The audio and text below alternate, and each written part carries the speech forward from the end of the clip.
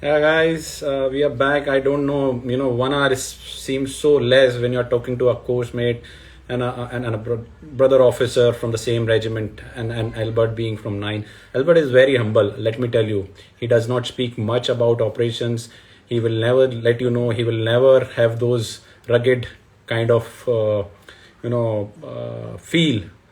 But he is a force multiplier in himself. Two can stay here. I'm just waiting whether he is joined or not. I don't know, but because there is lot more which I'm about to ask him about his journey in for in Khatron Ke Khiladi D3 Commando, his latest entrepreneurship journey and all, and what it is there about. Lot many people ask, can vegetarians can survive in SF forces? By there is nothing called vegetarians in life.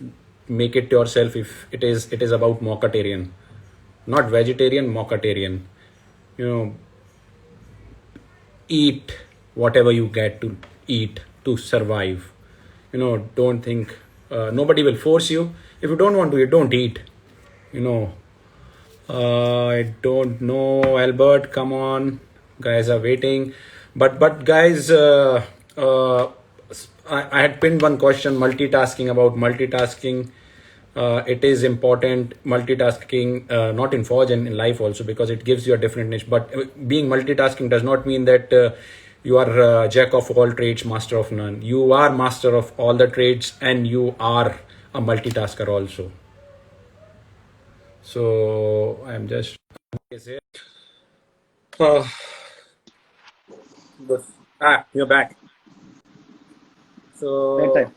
I don't know whether I saved that thing or not. I'm just giving my gyan on your behalf.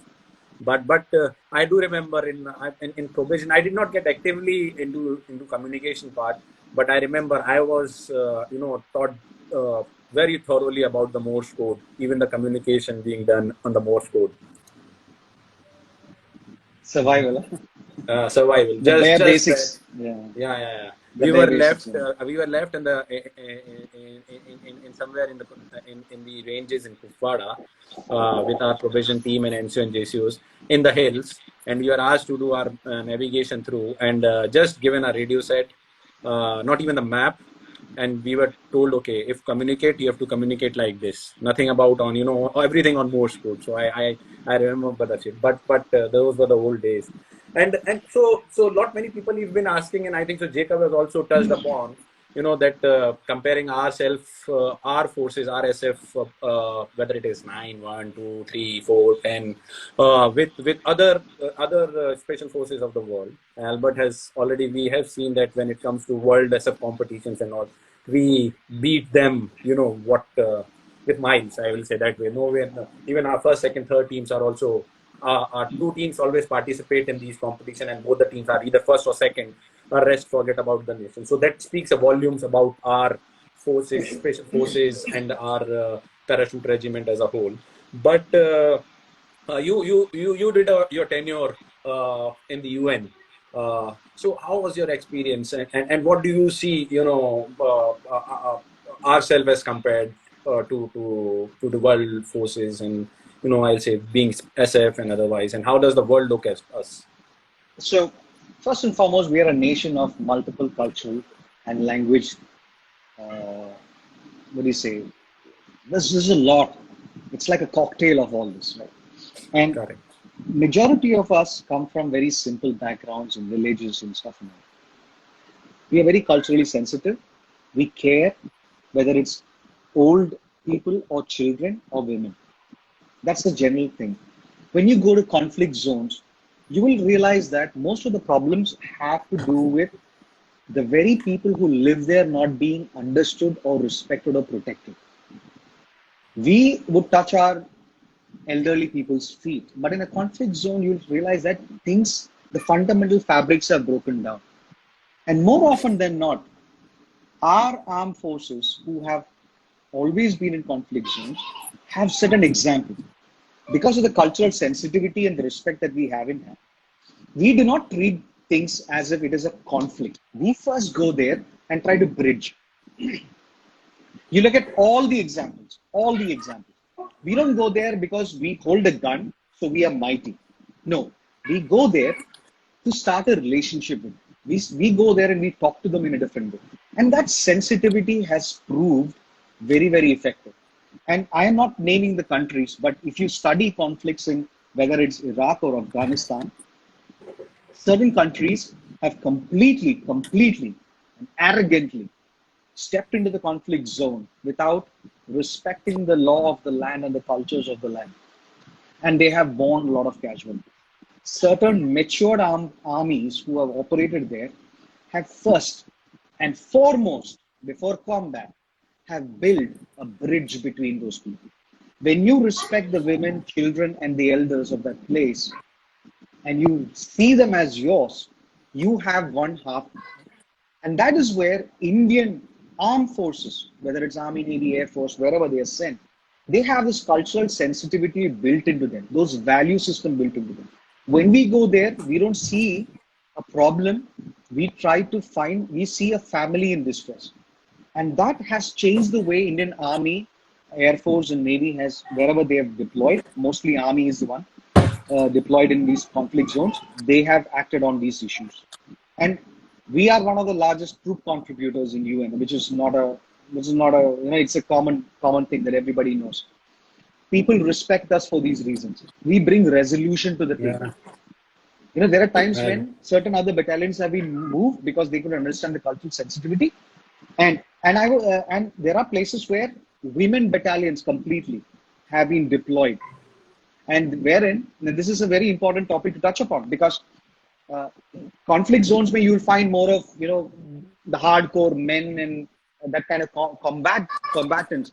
We had women combatants in conflict zones in Africa, wherein the woman's voice were heard because they could speak about their problems. So India is one such unique place. Now coming to the other aspect, this is about the perception. The other part which you're talking about is the professionalism and how do we fare with different people. Well, I'm a firm believer that all armed forces which are professional are good at their game. Now, maybe we want to point out a few things why we are different. To start with, we have learned to fight with lesser resources, number one. Foremost thing. We have certain values. If you look at the British system, how they have segregated the battalions into certain segments, okay.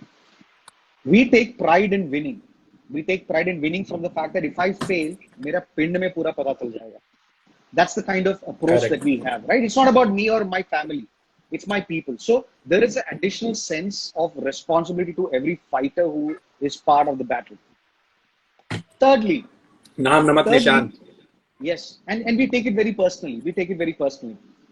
From officers to JCOs to other rank. Everybody is so engraved in these values that they will give up their life, but they will never let that name come for their village or their family or themselves. So that's one thing. The third thing is India is uniquely blessed with some of the most hostile terrain in the world.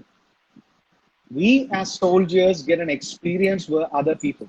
If you take US Army, one of the most powerful army in the world, along with Russia and China, we becoming the fourth most largest forces in the world.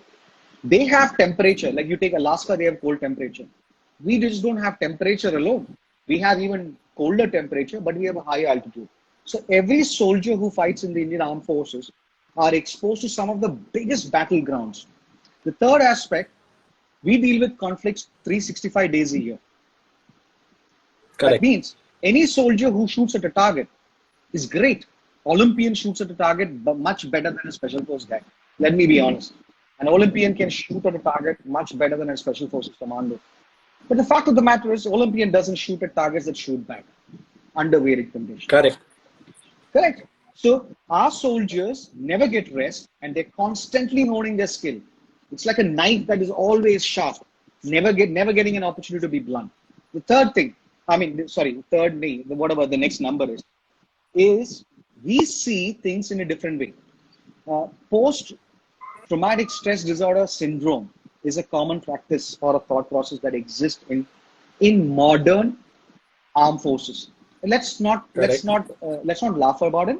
It's real for everybody who's seen combat or served in combat areas. Now, how are we different? And this is my take on it. I am not a doctor. I'm not a scientist. I'm just a soldier. My take is that, hey, from our childhood, we have grown with things that is bare minimum. Just because we didn't get anything doesn't mean that you can't realize. We've grown in a different culture.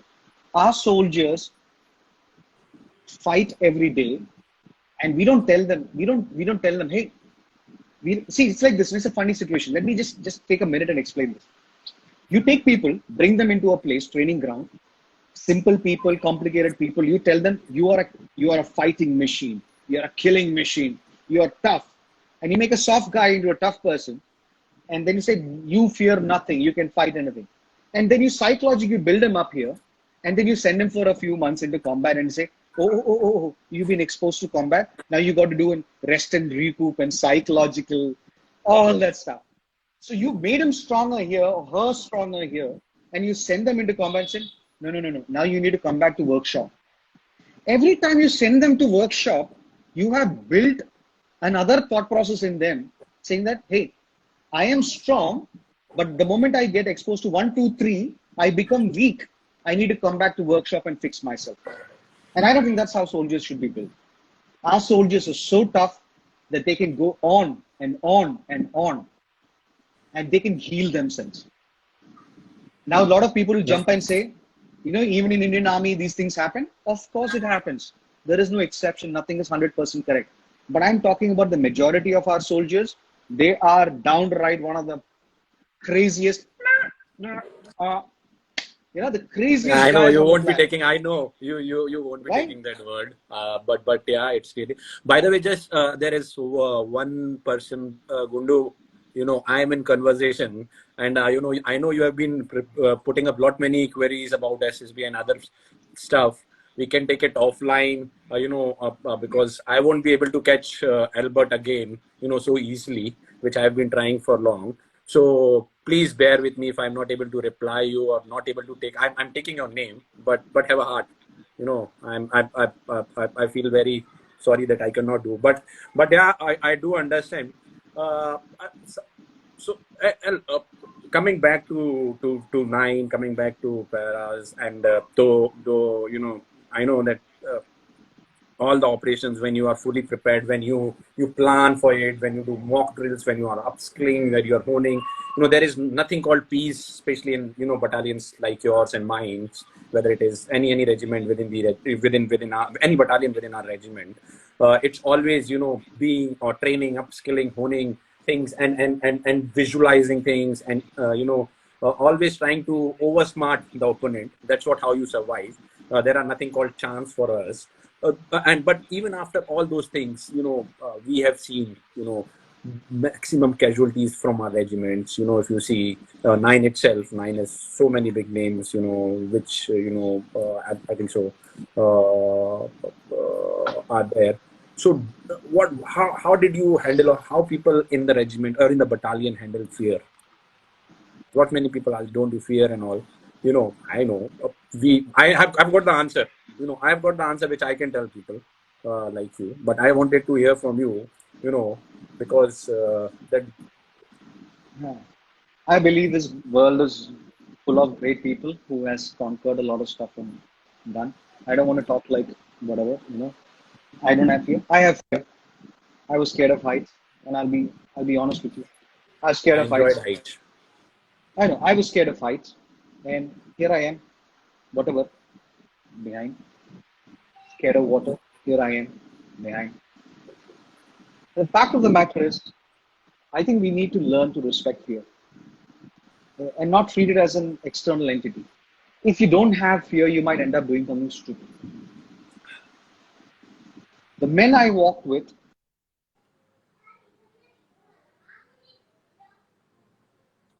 extremely brave. Does that mean they don't have fear? No, that would be stupid to think, right? If you're sad, you will have joy. So fear is something that is such an integral part of our existence. I am happy to say I am afraid of things because I'm human. The difference is, what do I do with the fear? It's a tussle. I have to achieve something and everything rests on me, can I let fear overtake me to influence my decisions? No. I have responsibility. I have to execute a task. I serve a certain nation. I serve a flag. I walk with men who have done their bit. And I also uphold a legacy that is followed, paid in blood by my ancestors in my unit. So yes, your heart will pound, but it just doesn't jump out like a fish. It will Yeah. stay there. Yeah, Right? there is this. So Yeah. if somebody tells you they don't have fear, I think they're lying, brother, sister, I whoever do is on remember this call. in academy we used to be told that Murphy's law, that I always don't be along with the person who says that I don't fear in any of the training, because you will be the first to get shot and No, discovered where you are. because it would be a lie. Because see, fear. Often we think that we get into a fight, we have fear. We see death, we have fear. But fear can be much more deeper and meaningful than that. Fear can be very, very personal and have different facets and dimension. And I'm talking about whether it's fear of loneliness, fear of losing people. It can be a multi-dimension. But the only difference is whether How you you handle it. survive that, how you learn to respect fear. We are Yeah. people who walk just like me. I mean, my brothers and sisters who would have been served in uniform, and especially my brothers from 9, which I know, so I can talk about, walk every day with almost like death on their companionship. Like death is right there, right? You can't just you got to start loving it. You got to start having a conversation with it, right? You got to Yeah. say, So hey, it's part of life. yeah. Let's learn to be friends. Let's learn to each other. You won't believe, Al. I always used to fear whether when the not even after probation, even when it was probation, even when I was in battalion, I always used to have that fear, not about heights, not about operation, not about being success, just that I should not let my men down. It was a fear for me. Yeah, absolutely. I should not at a point let my men team down. And what I used to do, that fear always used to keep me upgrading, keep me, working hard towards myself, looking, intercepting, working, upgrading, and being at that notch that you are, yes, I am prepared. Okay, shit will happen. Shit will happen. Tagore, I can confess this to you. I had sort of a phobia that, this thing, sometimes it comes in your dream and stuff, that my weapon would jam. Like, I wanted to work and my weapon would jam. And that was an odd thing. It's like, one of those things that keep popping in your head. It's a fear. I mean, Yeah. listen, Someone, somebody someone, tells you that they have no fear and all. I think it's gangoism. Like it's just too much, man. yeah. Everybody has fear at There some point or the other. I was a might funny question. somebody, yeah. There was a funny question that someone asked, and I want to. I know I won't be saying but I want to repeat in exact word what the question was. What Albert sir do if he see Masood Azhar is sitting in front of Albert sir? Boom, boom, boom, boom. Who's asked this question, man? Uh, I'm sorry, I don't know the name, but this is a question in exact word. What Albert sir will do if he see Masood Azhar is sitting in front of Albert sir? I think that's a very innocent question to start Yeah. with. I think people need to understand one thing. Uh, we in special forces are no people who have some certain personal agenda or something. We are all very professionals, right? We don't walk into a place holding certain. We are not sunkies who can lose our head beyond what is professionally required. For me, that question, since it might be important for the person who asks, so I want to respect that with all due respect to the person. I want to drive home a larger point. It's very easy to lose your focus and patience in combat because you hold a weapon, you need to be responsible.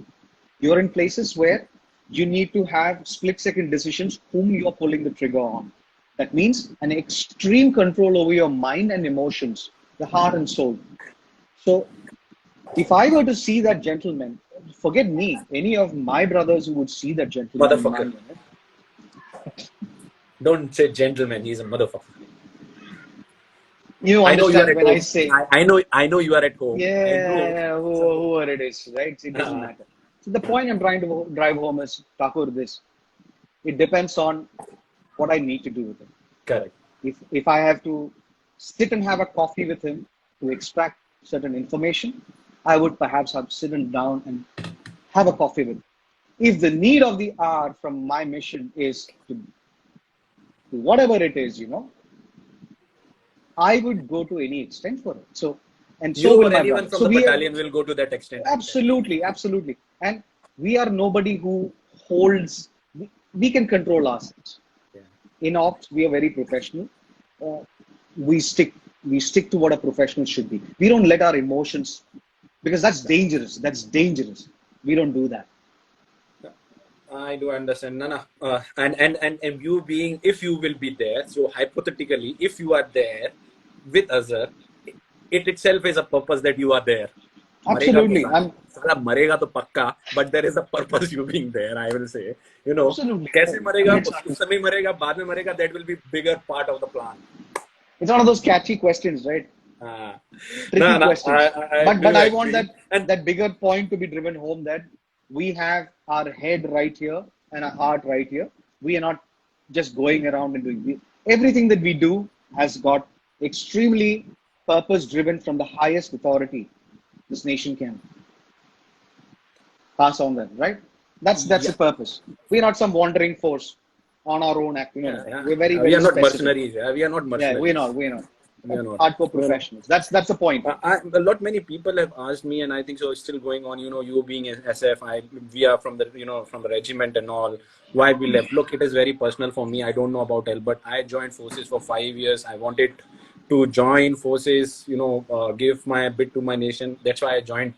Short service commission, so that I had an option of leaving after 5 years. I could have that. Not many people say that joining SF gives you increases a chance of being getting a permanent commission. Like, yeah, Fauji Blood had asked, sir, joining SF and SS officer increases.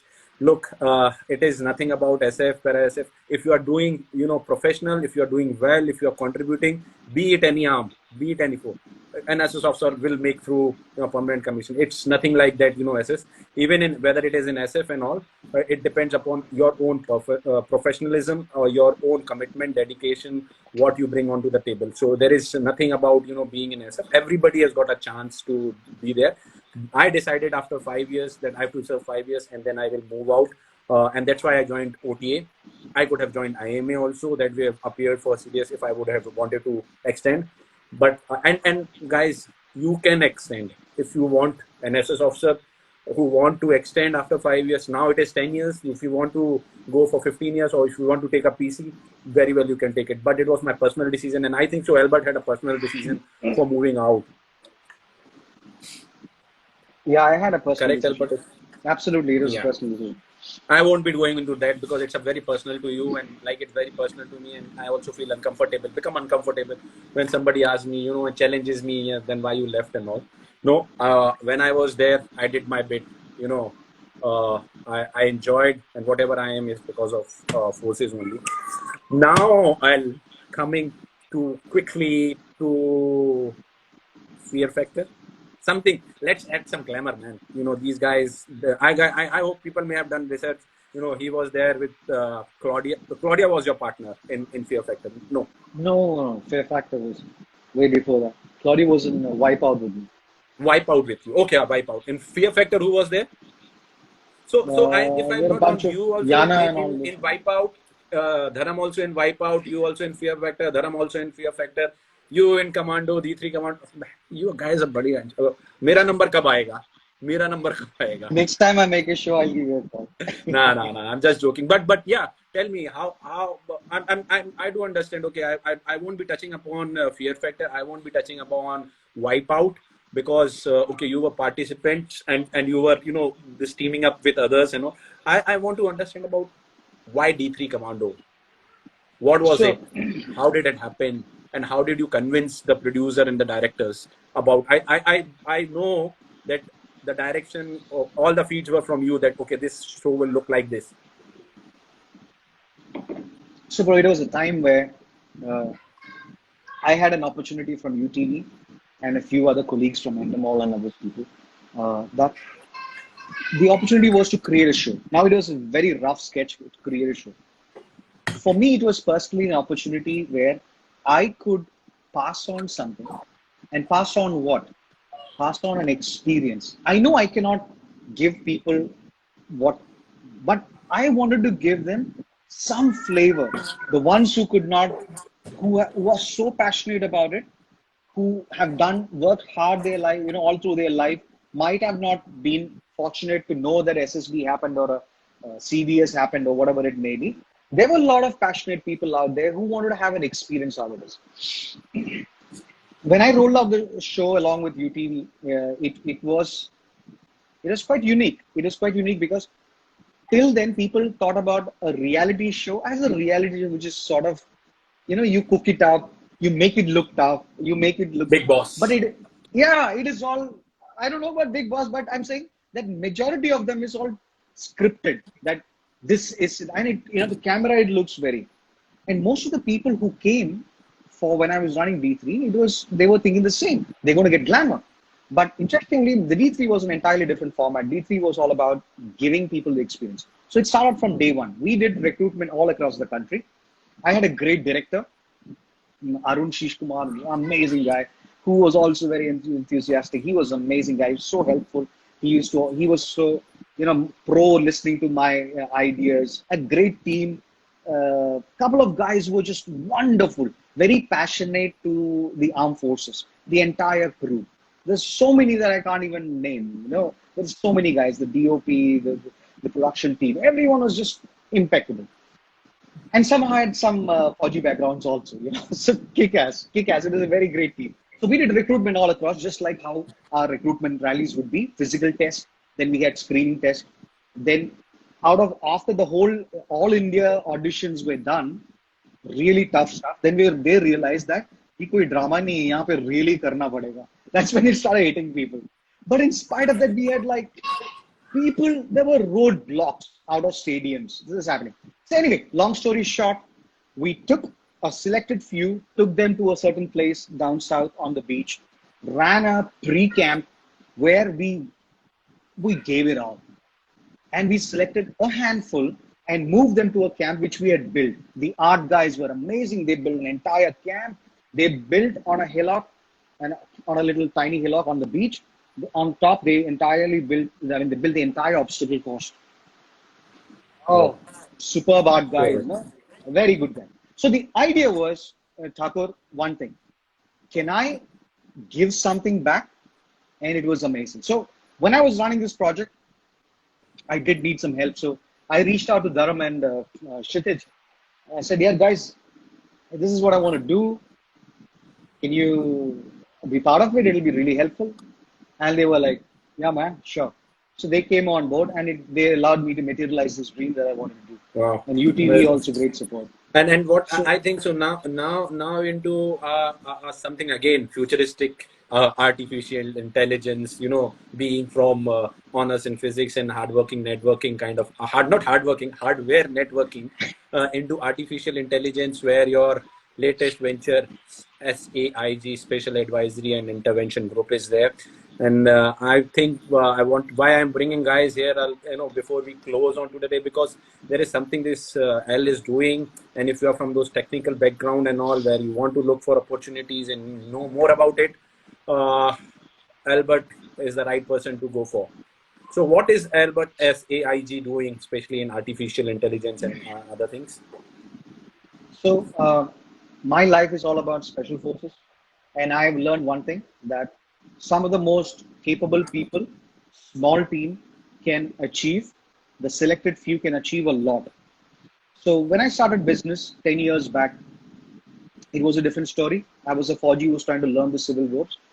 But I quickly realized that all I need is high caliber people and cutting edge technology to materialize many things. So I brought the learnings of special forces. Our company is completely ingrained within the DNA of special forces. And what we do is we try to bring cutting edge technologies, whatever it may be, to address stakeholder level concerns, where most of the other risk consulting companies who follow a routine laid out norm sometimes wouldn't want to step across the board and say, yeah, I will help you till here, but not beyond that because it's a little complicated.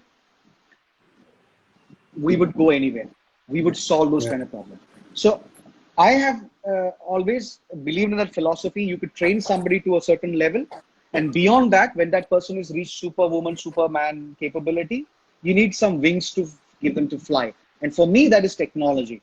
And cutting edge technology today in the world is AI, machine learning, deep learning also.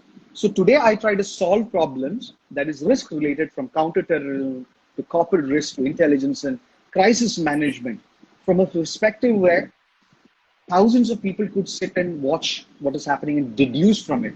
Instead of that, very few selected ultra smart people can train the machine. It's like a knowledge passing on. It's like you have children who would learn from the best, or a teacher teaches the best of the select the best students and teach them. It's a force multiplier application.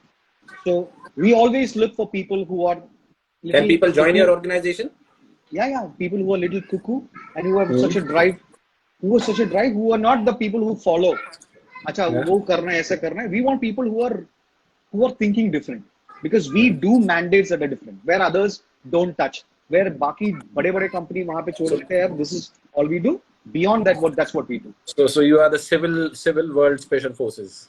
That's our idea, right? We are trying to bring the same learning and same sort of approach.